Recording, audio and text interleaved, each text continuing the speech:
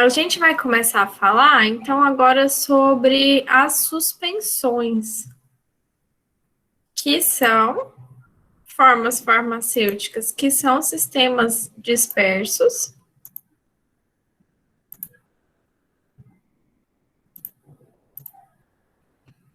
São sistemas dispersos, então, algumas características gerais a gente já aprendeu na primeira parte da aula. As suspensões, elas são formas farmacêuticas líquidas que se diferem de uma solução. Qual que é a diferença de suspensão para solução? Solução é muito fácil de fazer, né? A gente não tem problema de estabilidade com solução. A gente tem um fármaco soluto, o veículo com solvente, que se dissolve completamente, formando um sistema monofásico homogêneo. A gente não tem problema de estabilidade com esse tipo de sistema. Quando a gente fala em suspensão, a gente tem o fármaco soluto com veículo solvente, mas as partículas não se dissolvem completamente, por isso que a gente tem o problema de estabilidade. Aqui nessa escalinha que está embaixo, só está mostrando a diferença de tamanho, por exemplo, de partículas dispersas na suspensão. Então, aqui já tem para mais de 1000 nanômetros, é uma partícula de uma suspensão.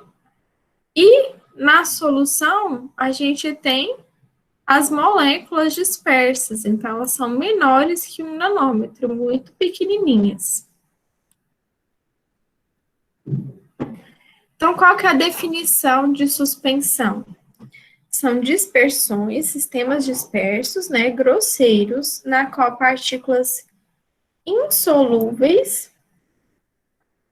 geralmente maior que um micrômetro de diâmetro, encontram-se dispersas em um meio líquido, usualmente aquoso. Então, partículas sólidas em água e outros recipientes.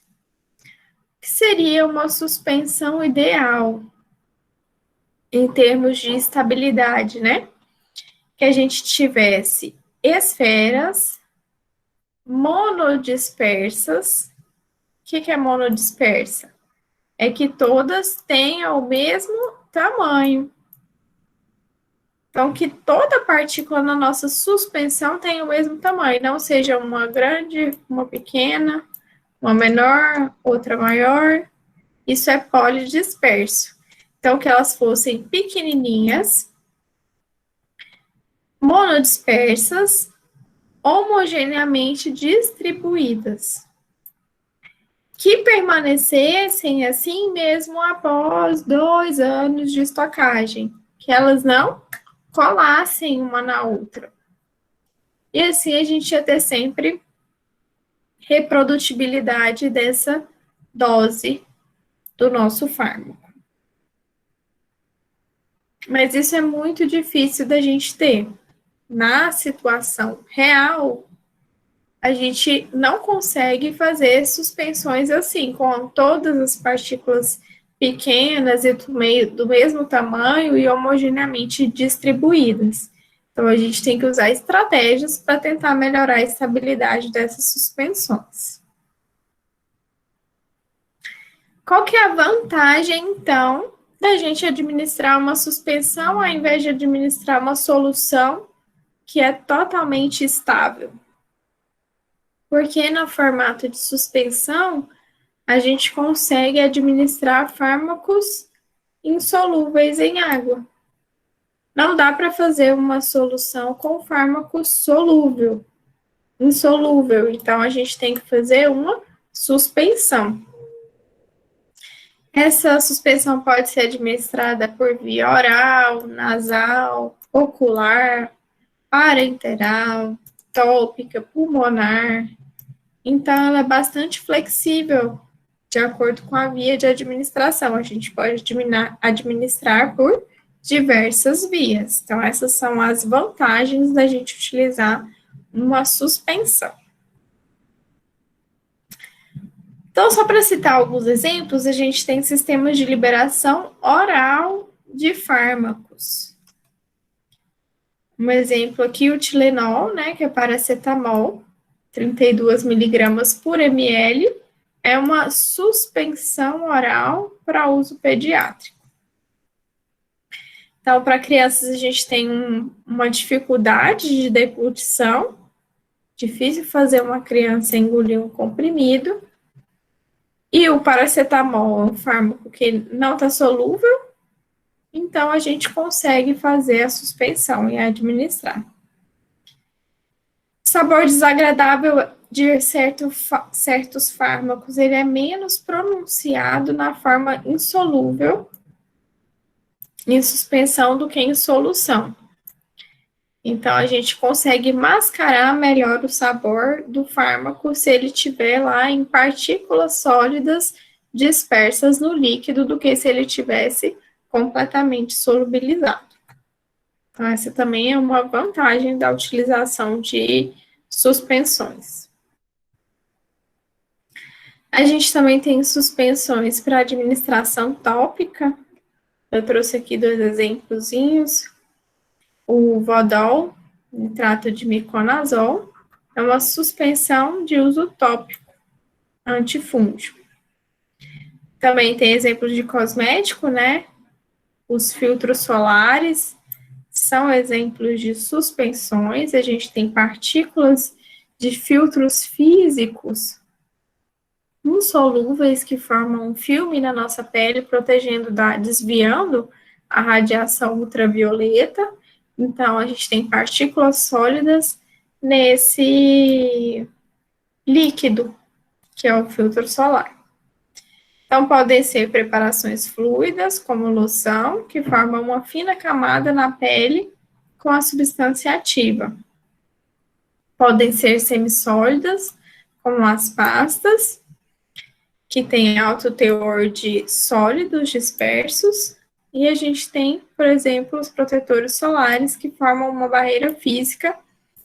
A gente tem partículas de óxido de zinco dispersas na base da formulação.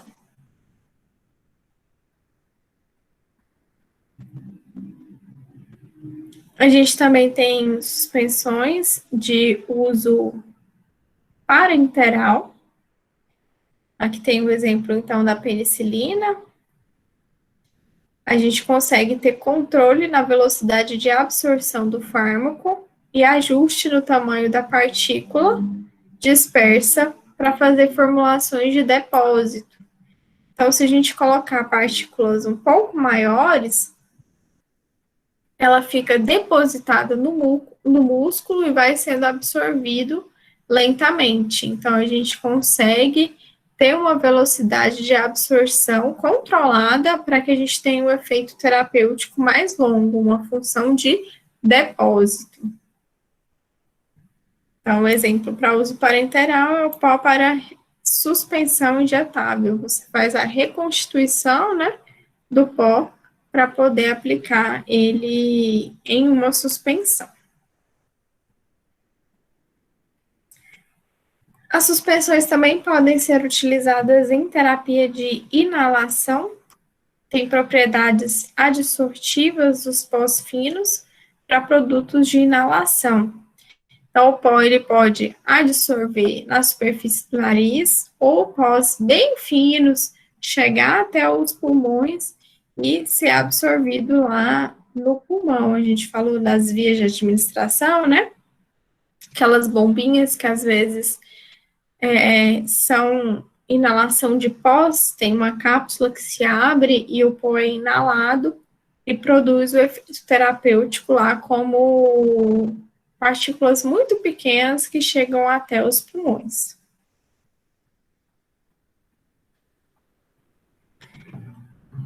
Se a formulação de suspensão tem tanta vantagem, em qual situação o fármaco ele não deve ser administrado na forma de suspensão?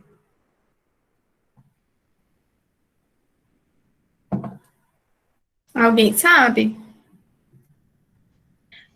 devido àquele efeito de primeira passagem lá, que a gente, quando a gente toma um medicamento, alguma coisa assim, tem um efeito de primeira passagem?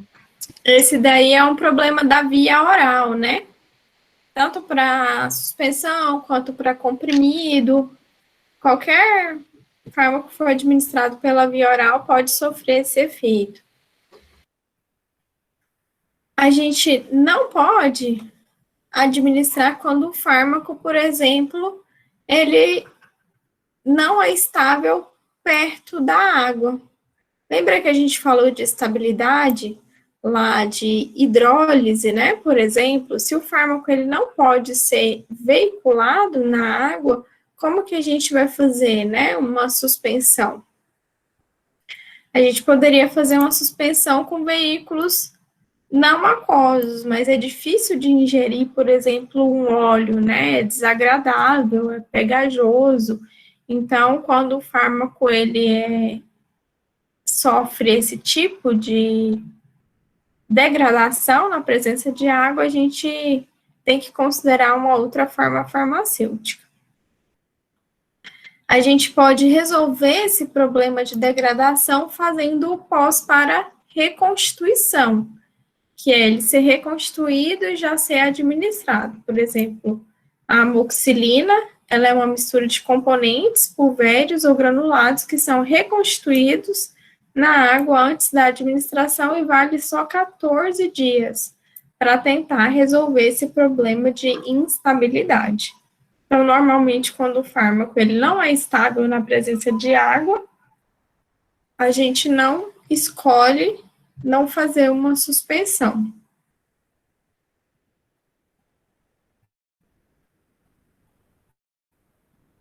Quando a gente fizer uma suspensão, haverá precipitado nessa suspensão? As partículas vão alguma hora precipitar?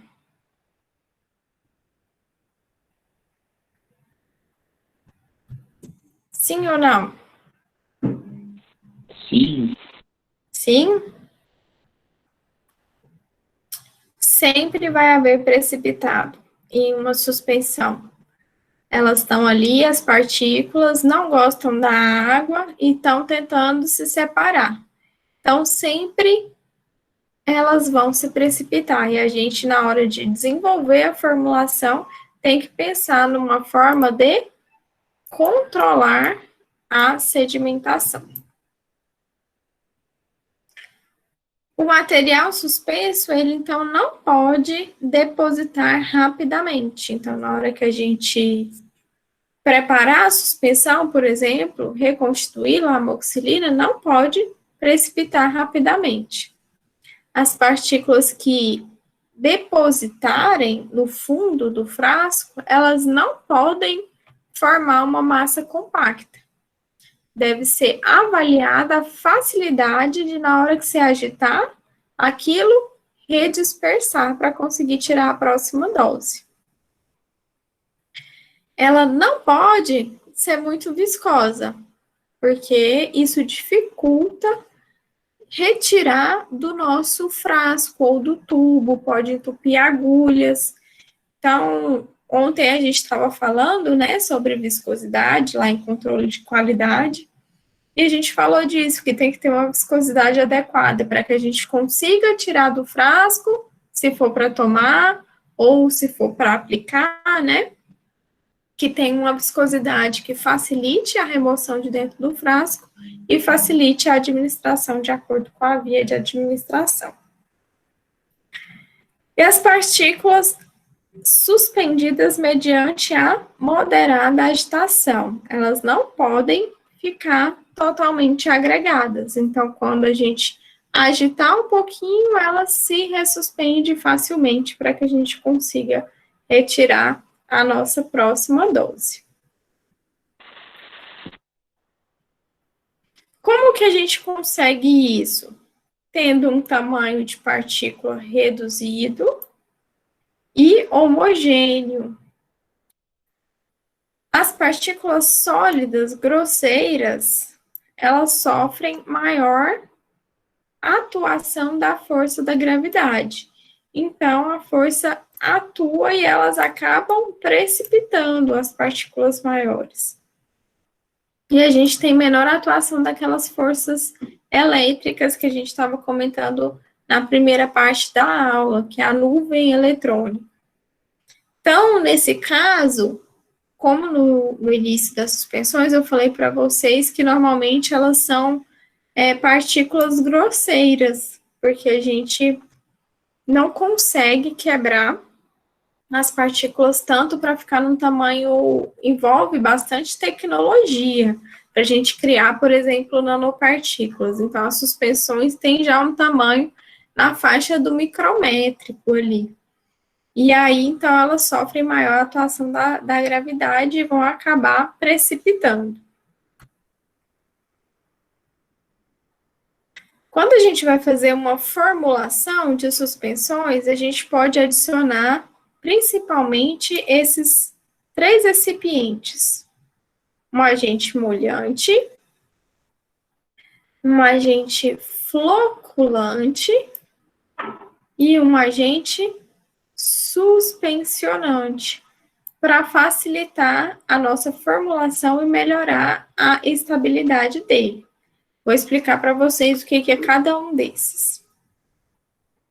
A maioria dos fármacos apresentam graus variados de hidrofobicidade, ou seja, não são facilmente molhados. Então, a molhabilidade é a habilidade de um líquido se espalhar por uma superfície sólida. Por exemplo, quando a gente pega o Toddy e coloca no leite gelado, o que acontece? Quem toma Toddy? Não dissolve. Ficam os bloquinhos sem molhar lá em cima, não é? Umas bolinhas. Aquilo lá é porque aquela mistura ela é mais hidrofóbica. E no leite em baixa temperatura, frio, a gente tem menor solubilidade. Então, não consegue molhar. Fica lá umas partículas na superfície, devido à tensão superficial daquele sólido no líquido. Como ele tem baixa solubilidade no leite frio, ele tenta ficar lá juntinho, a força maior é com as outras partículas sólidas. Então, formam grandes aglomerados porosos quando colocados em contato com água, enquanto outros continuam na superfície. Isso pode causar o quê? A produção de um produto não homogêneo, com dose não reprodutível. Então, se a gente não conseguir molhar o fármaco, a gente vai ter aglomerados de fármaco em alguns lugares. Para isso, a gente adiciona esse agente molhante para reduzir essa tensão superficial. Ele garante a molhabilidade adequada, reduzindo a tensão superficial entre o sólido e o líquido. O ar absorvido na superfície do sólido é deslocado por esse líquido. Então, quem que é esse agente molhante? Eles são normalmente tensoativos. Lembra que eu falei para vocês agora dos tensoativos, que eles são moléculas anfifílicas? Então, só para lembrar, eles têm uma cabeça polar, que gosta da água, e uma cadeia carbônica, que a gente chama de cauda apolar, que ela é hidrofóbica. Então, essa parte aqui se liga do nosso fármaco, que também é hidrofóbico, e a parte polar se liga na água, fazendo assim com que aquele pó que ficou lá na superfície, ele consiga molhar melhor e ficar em suspensão.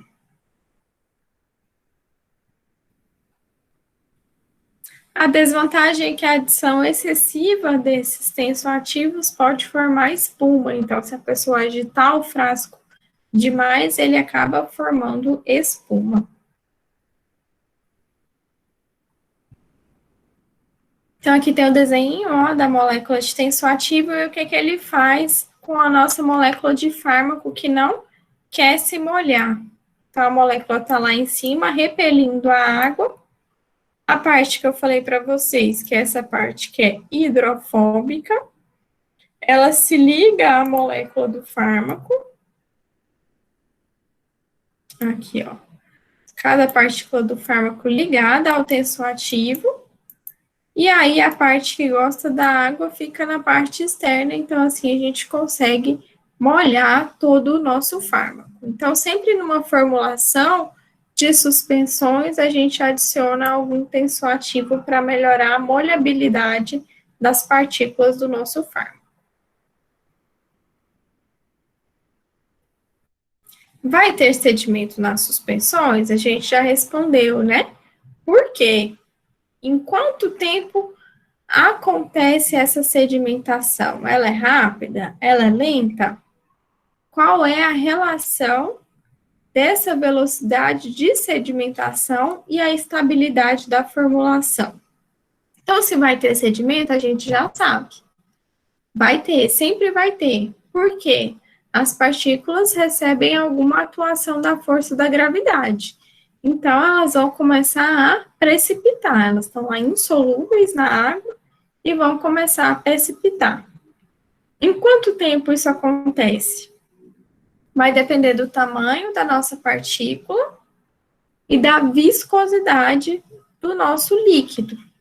Então, quanto mais viscoso, lembra da bolinha ontem que eu mostrei para vocês? Mais tempo ela demora para cair, quanto mais o líquido for viscoso. E qual que é a relação dessa velocidade de sedimentação com a estabilidade da partícula? Com a estabilidade da formulação. Quanto mais lento precipitar, mais estável ela é. Mas só que esse precipitado, ele tem que ser redispersível, que eu falei para vocês. Não adianta precipitar e formar um bloco lá no fundo, que na hora que eu agitar, eu só vou ver aquele bloco passando para lá e para cá. Então, tem que ter uma velocidade mais lenta, mas tem que ser redispersível. Então, qual que é o método? Oi? Esses tensoativos, eles não são... Peraí, deixa eu formular minha pergunta. Eles não são quebrados? Eles continuam sendo tensoativos mesmo depois de ativados? Isso mesmo. Essa molécula aqui, né, que você está falando, mesmo depois de colocado na água, ele continua desse jeito. Uma Entendi. parte polar e uma parte apolar. Essa molécula que forma lá a água micelar. É essa molécula que está no detergente, no shampoo, nos condicionadores, para retirar a sujeira. Ela é uma molécula, assim, bastante importante para o desenvolvimento de formulações líquidas. Ela está em quase todas as formulações. A gente vai falar um pouco mais delas nas aulas de emulsão semana que vem. Certo.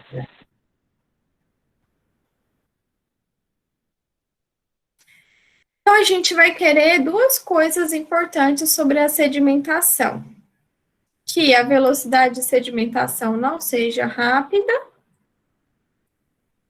e que quando formar, já que vai sedimentar, a gente já sabe que isso vai acontecer, que seja reversível. Então, que eu consiga agitar e redispersar as nossas partículas.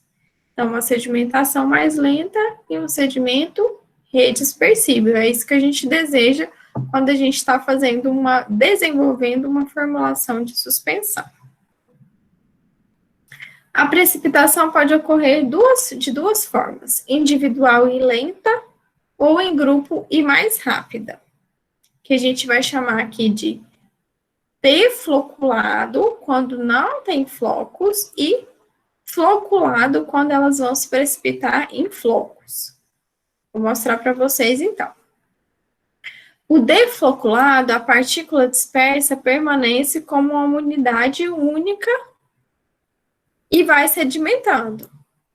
Ela sedimenta lentamente porque cada uma vai sedimentar sozinha. Isso evita que o líquido fique preso entre esse sedimento. Então, cada partícula vai sedimentando e ficando em cima da outra e removendo as partículas de água uma entre a outra. isso faz com que esse sedimento ele seja compacto e de difícil redispersão. Então, no sistema defloculado, cada partícula sedimenta sozinha, lentamente, por ser mais leve, mas quando elas sedimentam, elas formam um sedimento compacto, que a gente chama do inglês de caking. E o sobrenadante é um sobrenadante turvo, porque a gente ainda tem partículas menores que estão aqui ainda por sedimentar. Então, por isso que a gente não vê um sobrenadante translúcido. Já no sistema floculado, o que que acontece? As partículas, elas formam pequenos grupos. Então, vocês olharem aqui, tem 1, 2, 3 partículas. Aqui tem 1, 2, 3, 4 partículas. Tem 3 partículas. Elas ficam, então, meio próximas. Lembra lá daquela parte da teoria do LVO, que era a última parte lá onde predominam forças de atração mais baixas? Então, elas formam pequenos flocos porque elas estão ali uma encostadinha na outra. Então, elas formam grupos de tamanho maior, compostos por partículas de tamanho diferente. E aí, esses flocos, então, com o tempo, eles vão se sedimentando, mas formam um sedimento bem mais frouxo do que aquele que sedimenta cada partícula sozinha. E a gente vai ter, então, um sobrenadante límpido, de precipitação rápida, mas o sedimento é frouxo. Então, se eu agitar o frasco, facilmente eu vou ter a redispersão desse sedimento.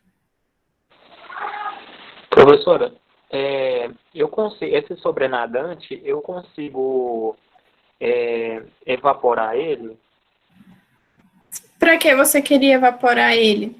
Porque, por exemplo, assim, ó, quando eu olho o tenoxicam, eu vejo que ele é colocado assim, né? Eu imagino, né? Porque tem até um menisco, assim, eu vejo um menisco. Quando eu vejo ele dentro lá do frasco, ele, aparentemente, ele foi colocado dentro do frasco em forma líquida. Eu não tenho certeza disso, mas o que eu imagino seja isso. Eu sempre quis entender como que é colocado lá dentro. Ele ele é uma massa bem grossa mesmo. O tenoxicam é uma pomada? É o que eu não conheço esse medicamento? Ele é um AINE. É um AINE suspensão.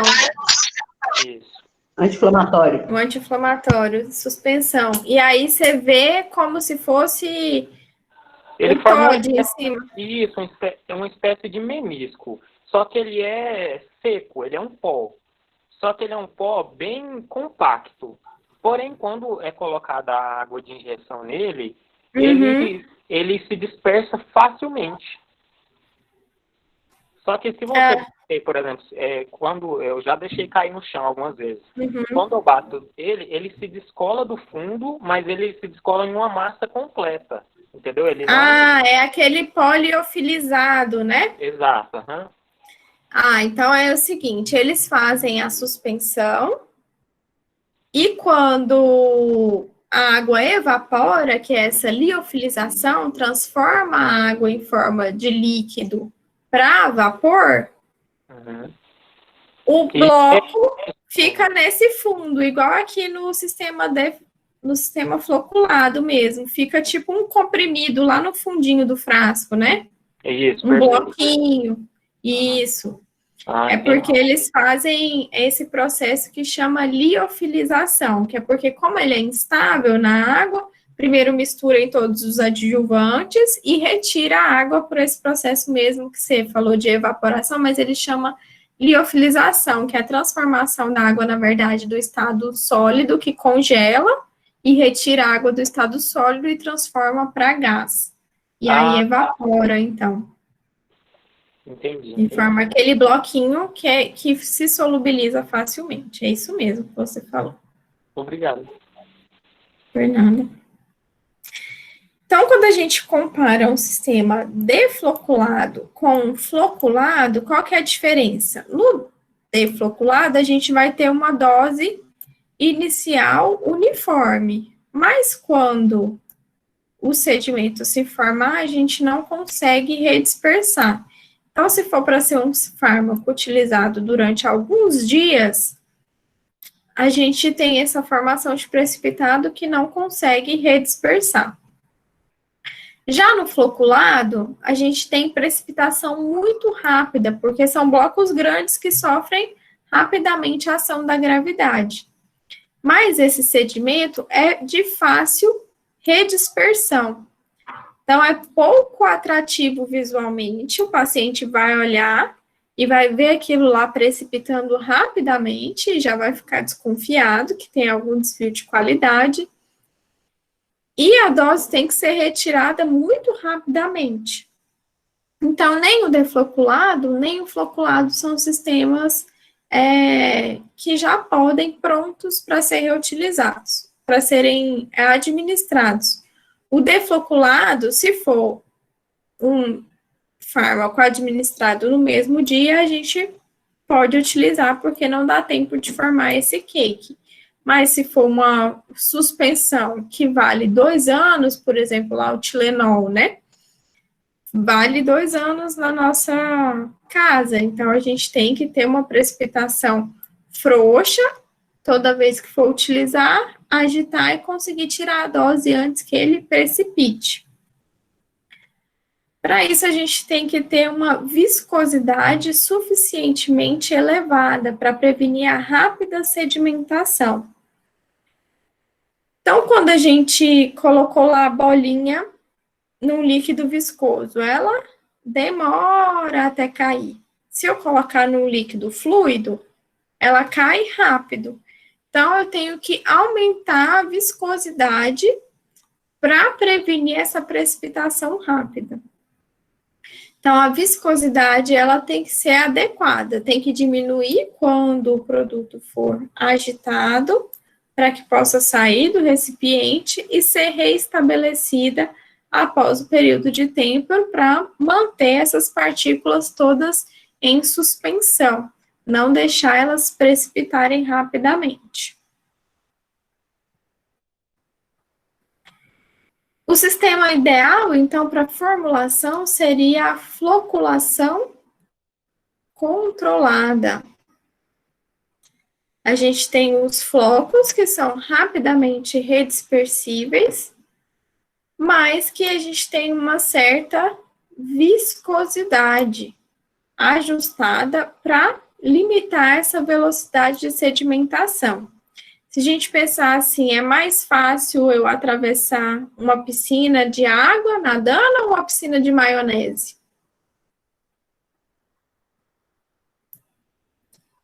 Eu consigo nadar melhor na água ou na maionese? Na água.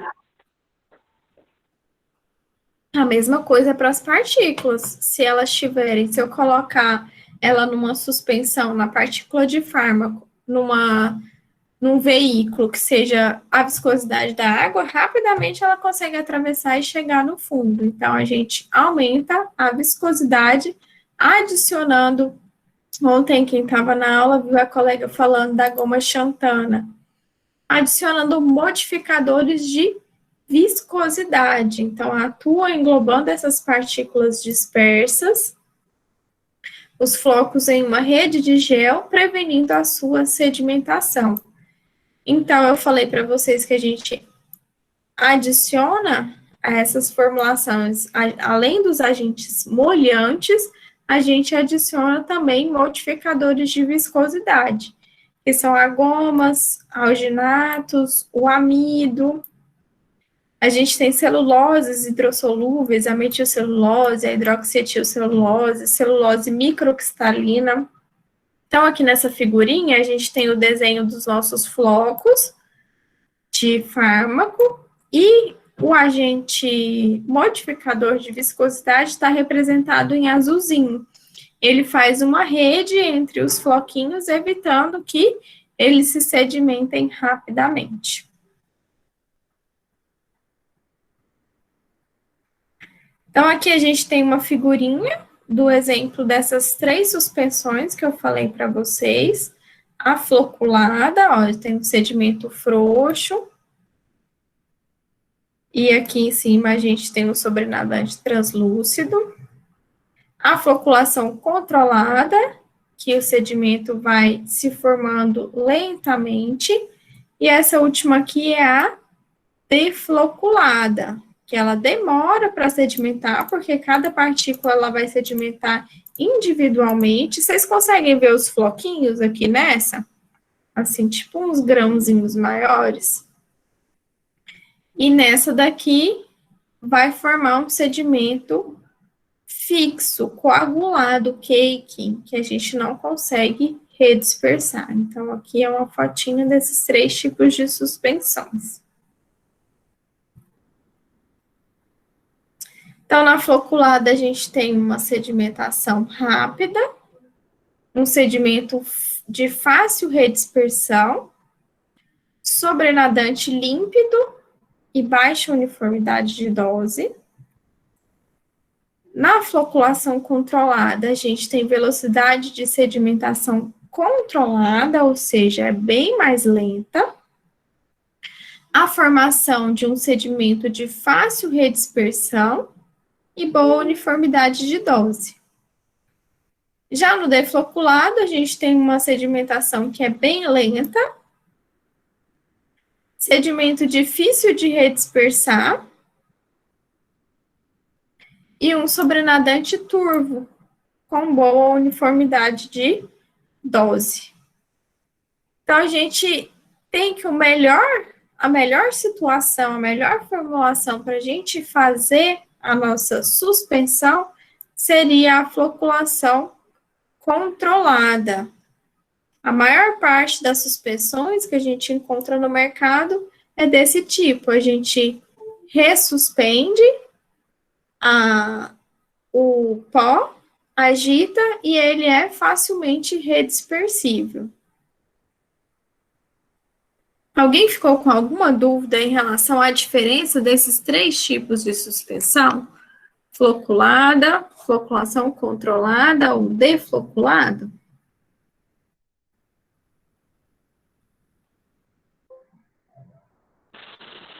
Não. Não?